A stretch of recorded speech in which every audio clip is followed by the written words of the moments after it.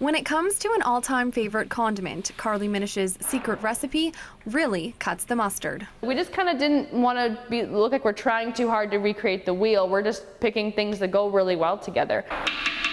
The young entrepreneur started Smack Dab, a gourmet mustard company, when she was 23 years old.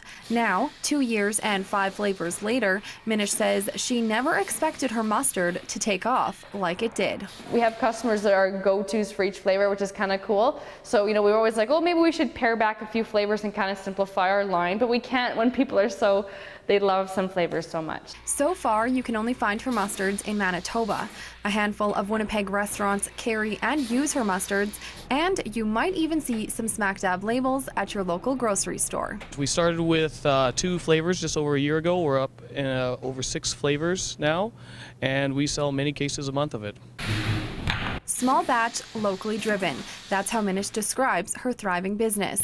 And while the flavors are what keeps people coming back, Minish says she owes a lot of her success to her family. Her grandfather, in particular, has earned the title of #1 employee. He's here every day and he puts all of our work ethic to shame. I seem to be the filler. I had a few accidents when I started, but I kind of got out of the job after, 800 a day. A former farmer, Henderson says he never imagined he would be doing this at 85 years old. So fortunate to be able to help out in some small way. Pass the time of day. Interrupts with my fishing and my golf, but...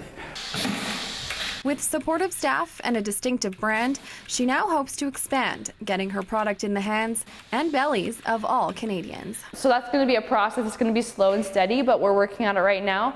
And eventually we'd love to get into the States. We'd love to get into the US, but that's a whole other ball game. You did good, Grandpa! A game she will most certainly play with her family smack dab in the middle of it. Ashley Field, CTV News, Swan River.